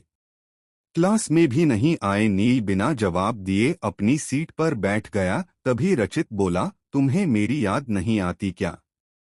देखो मैं कितना हैंडसम हूँ, बस जब देखो नील नील। रिया चिढ़ते हुए बोली, हैंडसम माय फूट। रचित, अगर ऐसा है तो अपने फूट से ही बातें क्यों नहीं कर लिया करती? वैसे भी नील को कोई इंटरेस्ट नहीं है तुम में। रिया गुस्से से बोली। यू? रचित भी मुंह बनाकर बोला, यू बंदरिया कही की। रिया फिर बोली। रचित, तुम तभी टीचर क्लास में आ गई और रिया बिना कुछ बोले उसे घूरने लगी। रचित भी दांत दिखाकर नील के साइड में बैठ गया और उसके कंधे पर हाथ रख रिया को चिढ़ाने लगा। ये देख रिया गुस्से से आगे देखने लगी। नील ने भी रचित को घूरा तो उसने दांत दिखाते हुए उसके कंधे से हाथ हटा लिए और सामने देखने लगा। अगली सुबह अवनी फटाफट से रेडी हुई और ऑफिस के लिए निकल गई। जैसे ही वो ऑफिस पहुंची उसे विराट कहीं भी नहीं दिखा। जब काफी देर तक विराट केबिन में नहीं आया तो अवनी उदास हो गई और सोचने लगी, हुआ है ऑफिस भी नहीं आए, केबिन में कॉफी लेकर आती है आज मिस्टर मेहता को क्या? तभी एक एम्प्लॉय अवनी ने उससे विराट के बारे में पूछा तो उसने बताया कि विराट अभी आउट ऑफ कंट्री गया है एक डील के लिए। और विराट ने बोला कि वो अवनी को बता दे, लेकिन वो भूल गई थी। ये बोल वो वहां से कॉफी रख चली गई। इधर अवनी सोचने लगी, क्या उनको एक बार भी मुझे खुद बताना जरूरी नहीं लगा? अवनी का मन आज काम में नहीं लग रहा था। वो बार बार विराट की खाली चेयर को ही देख रही थी। उसने कैसे जैसे आज का अपना सारा काम पूरा किया और अपने घर के लिए निकल गई। एपिसोड 10। ऐसे ही कुछ दिन बीत गए। इस बीच ना तो विराट ने अवनी से कोई कांटेक्ट किया और ना ही कोई मैसेज। अवनी भी बस अपने काम पर ध्यान देने लगी। नील और रूही का रिश्ता भी वैसा ही था। दोनों ही एक दूसरे के सामने आने पर ऑकवर्ड हो जाते थे। विराट तो नहीं, लेकिन आज विहान अपने असिस्टेंट कुणाल के साथ ऑफिस आया था। तभी उसे रास्ते में अवनी मिल गई। अवनी पोलाइटली ग्रीट करते हुए बोली, good morning mister Mehta. Avni को विराट ने विहान के बारे में बता दिया था और विहान भी अवनी को जानता था। हालांकि उनकी ज्यादा बात तो नहीं होती थी। विहान ने भी उसे ग्रीट किया और बोला, आप तो जानती ही होंगी कि भाई अभी जर्मनी गए हुए हैं किसी डील के लिए और उन्होंने वो फाइनल भी कर ली एंड कल वो वापस आ रहे। सो उसी की सेलिब्रेशन पार्टी है जो हमारे विला में है। ये रहा इनविटेशन कार्ड। आप अपनी फैमिली के साथ आएंगी तो सबको अच्छा लगेगा, खासकर मेरी फैमिली को। अवनी ये सुन इनविटेशन कार्ड लेती है और उसे मुस्कुराकर बोलती है, thank you mister Mehta. Vihaan बोला, आप विहान बोलेंगी तो भी कोई प्रॉब्लम नहीं। ये सुन अवनी मुस्कुराकर बोली, ओके विहान। विहान फिर सर हिलाकर वहां से चला जाता है। वो कंपनी सिर्फ अवनी को इनवाइट करने ही आया था, क्योंकि विराट ने बोला था कि विहान खुद अवनी को इनवाइट करने जाए। विहान को भी पता था कि विराट अवनी को पसंद करता है, इसलिए उसने जानबूझ के अवनी को फैमिली के साथ बुलाया था ताकि उसकी फैमिली और अवनी की फैमिली मिल सके और एक दूसरे को जान सके। विहान को विराट के ड्राइवर ने सारी इन्फॉर्मेशन दे दी थी, जिससे विहान को आइडिया लग गया था कि विराट अवनी को पसंद करता है। विहान अपने भाई की रिस्पेक्ट करता है और उसने अवनी के बारे में भी पता लगवाया था। जितना उसे पता चला उससे उसे अवनी काफी सिंपल और सुलझी हुई लगी, जो उसके भाई के लिए परफेक्ट थी। साथ ही साथ उसका फैमिली बैकग्राउंड भी काफी अच्छा था और अवनी काफी इंटेलिजेंट और ब्राइट भी थी। लेकिन विहान को अब तक ये नहीं पता था कि अरु उसकी बहन है। विहान अपनी कार में बैठ विराट को कॉल करता है। विराट कॉल उठाकर काम हो गया। विहान बिना किसी एक्सप्रेशन के, जी भाई आप कब तक आ रहे हो? विराट, मैं कल पहुंच जाऊंगा। विहान बस कुछ टाइम के लिए ही ऑफिस आया था, लेकिन उसकी पर्सनालिटी को देख काफी फीमेल एम्प्लॉयज के हार्ट बीट करने लगे। वो तो विहान के पीछे पागल सी हो रही थी। हालांकि विराट भी बहुत हैंडसम था, लेकिन उसके छोटे भाई के तो क्या ही कहने। उसके जाने के बाद एक एम्प्लॉय दूसरी लड़की से बोली, यार ये विहान मेहता क्या लगता है, ये तो विराट सर से भी ज्यादा हैंडसम है, लेकिन हमारी किस्मत में तो बस उन्हें देखकर आहें भरना ही लिखा है। दूसरी लड़की बोली, यार ये तो दर्शन भी बहुत कम देते हैं, मैं तो इन्हें रोज एक बार देखकर ही अपनी लाइफ गुजार सकती हूँ। पहली एम्प्लॉय बोली, यार टीना, इनकी होने वाली वाइफ की लाइफ कितनी अच्छी होगी ना, उसको हैंडसम के साथ साथ इतना रिच इंसान भी मिलेगा। टीना बोली, इस मामले में तो अवनी मैडम भी काफी लकी है, ऐसा लग रहा है विहान सर सिर्फ उनसे ही मिलने आए थे। खैर चलो, हमें बहुत सारे काम है,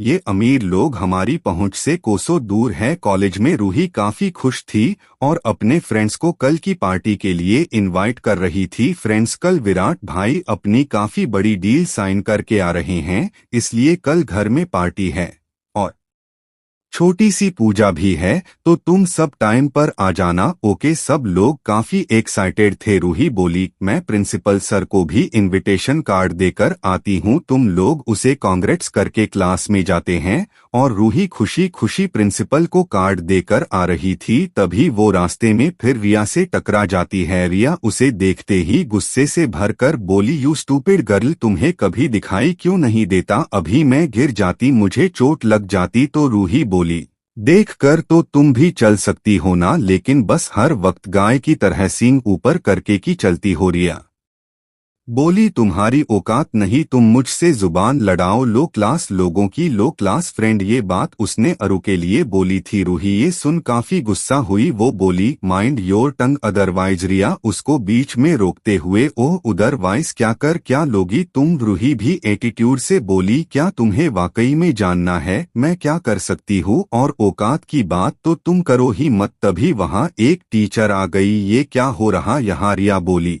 कुछ नहीं मैम, हम बस बातें कर रहे थे। टीचर बोली, अरे यू श्योर? रूही बोली, यस मैम। टीचर, बातें बाद में कर लेना, अभी क्लास में जाओ। और दोनों एक दूसरे को घूर कर अपनी क्लास में जाते हैं। रूही क्लास में आकर सब अपने दोस्तों को बताती है, तो सबको रिया पर काफी गुस्सा आया। अरु बोली, इस रिया की बच्ची का कुछ तो करना होगा। दानिश बोला, लेकिन हम करेंगे क्या? अरु शैतानी मुस्कान के साथ, क्लास खत्म होने दो। कुछ टाइम बाद क्लास खत्म हुई और सब लोग बाहर आ गए। अरु ने सबको प्लान समझाया। उधर से रिया का भी मूड खराब था, इसलिए वो भी घर जाने के लिए निकल गई। सब लोग पिलर्स के पीछे से उसे देख स्माइल कर रहे थे। रिया जैसे ही थोड़ा आगे आई, उसके पैर कांच की गोलियों पर फिसल गया। हाई हील की वजह से रिया नीचे गिर गई और जोर से कराहती हुई बोली, आउच मेरी कमर। ओह गॉड, ये किसने किया है? सामने आओ, तुम्हें तो मैं छोड़ने वाली नहीं। वहीं पिलर के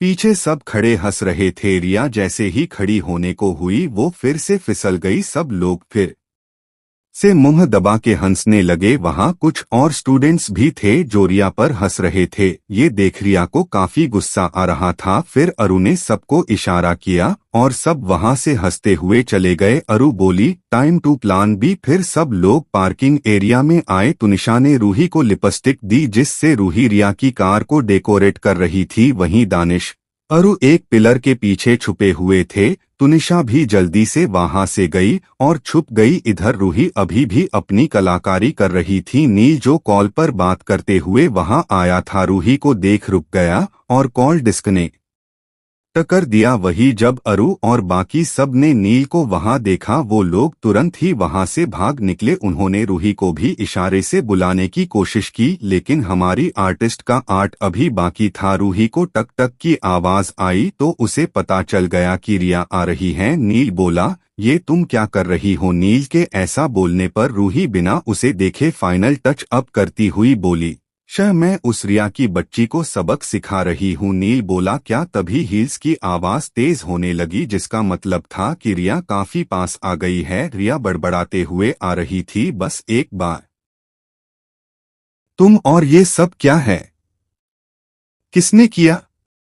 ड्राइवर डरते हुए बोला, मुझे नहीं पता मैडम, ये किसने किया? मैं तो पानी पीने गया था। रिया गुस्से में बोली, मैं तुम्हें देख लूंगी, जस्ट वेट एंड वॉच। रिया पैर पटकते हुए वहां से बाहर निकल आई। ड्राइवर भी उसके पीछे पीछे चल रहा था। तुनिशा ने फोन बंद किया और सब बाहर निकलकर कार को देखने लगे और जोर जोर से हंसने लगे। तभी रूही भी बाहर आई। अरु उसे देख बोली, वेल डन मेरी जान, क्या सबक सिखाया है तूने, मजा ही आ गया। और फिर सब हंसने लगे, लेकिन रूही अभी भी शांत थी और अपना सर नीचे करके खड़ी थी। अरु बोली, अरे क्या हुआ है? अब तो हंस दे शक्ल देखी तूने उसकी, फिर वो वापस हंसने लगी। रूही धीरे से बोली, अरु अरु बोली, हाँ। तभी नील पीछे से निकलते हुए बोला, बहुत हंसी आ रही है। अरु भी फ्लो में बोली, और नहीं तो क्या, अच्छा मजाक खाया हमने उसे। ये बोलते बोलते वो चुप हो गई तो देखा नील उसे ही घूर रहा है। रूही काफी एम्बरेस्ड फील कर रही थी। ऐसा नहीं था कि वो ये सब पहली बार कर रही थी, वो पहले भी शैतानियां करती थी,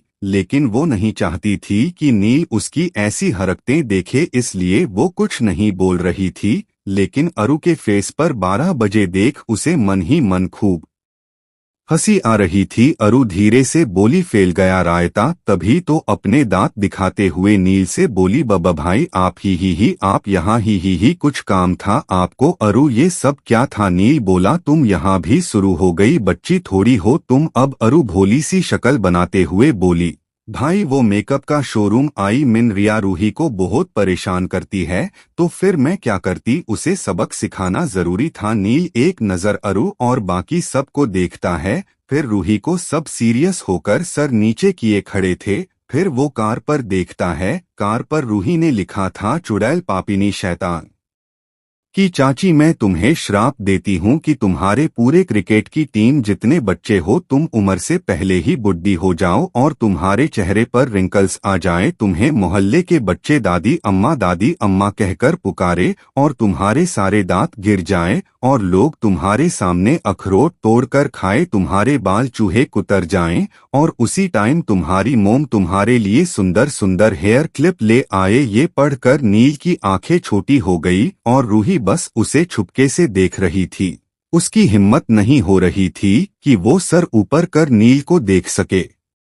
नील ने जैसे ही उसे देखा, रूही ने तुरंत अपनी आंखें कसकर बंद कर ली और अपनी फिंगर्स क्रॉस करली करने लगी और अपने होठों को बाइट। नील ने अरु के सर पर चपत लगाई और फिर वहां से चला गया और जाते जाते रूही के कान में धीरे से बोला, अब इन्हें रिहा भी कर दीजिए। नील रूही के लिप्स की बात कर रहा था। ये सुन रूही अपनी लिप्स को बाइट करना छोड़कर नील को देखने लगी तो नील स्माइल कर वहां से चला गया। अरु ने भी सर उठाकर देखा तो नील जा चुका था। वो खुश हो गई और उसे देख सब लोग फिर से जोर जोर से हंसने लगे। इस बार रूही भी काफी हंस रही थी। नील पिलर से झांक कर देखने लगा और रूही को देख उसके फेस पर भी एक डीप स्माइल आ गई। फिर वो सर हिलाकर चला गया। दानिश बोला, रूही तू तो काफी अच्छी राइटर निकली, क्या खतरनाक लाइन लिखी है।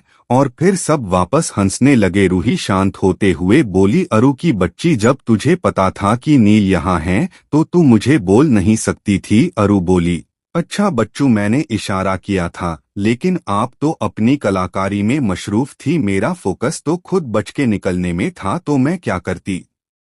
रूही बोली, अरे यार कम से कम कॉल ही कर दिया होता, मैसेज ही कर देती, मेरा तो कबाड़ा कर दिया ना। पता नहीं नील मेरे बारे में क्या क्या सोच रहे होंगे कि मैं कैसी कैसी हरकतें करती हूँ। तुनिशा बोली, चिल बेब, कौन सा तू उन्हें पसंद करती है और डेट करने वाली है, वो जो भी सोचे सोचने दे। फन फैक्ट इसकी आज मजा बहुत आया। रूही बोली, यार तुम समझ क्यों नहीं रहे, मैं उन्हें इतना बोल चुप हो गई। वो सब क्यूरियसली उसे देखने लगे। दानिश उसे छेड़ते हुए बोला, तू उन्हें क्या आगे भी बोल। रूही बोली, कुछ नहीं मैं घर जा रही हूँ और हाँ आज सच में बहुत मजा आया। ये बोल वो हंसने लगी तो सब हंसने लगे और सब फिर अपने घर चले गए। मेहता मेंशन सब लोग कल के फंक्शन की तैयारी कर रहे थे। विहान नीचे आया और बाहर जाने लगा। तभी राजेश जी बोले, इतना भी किस काम में बिजी हो जो फैमिली के लिए टाइम ही नहीं है तुम्हारे पास। तभी रूही भी आ गई और विहान के गले लगते हुए बोली, क्या डैड आप भाई को इतना क्यों डांटते हो। राजेश जी बोले,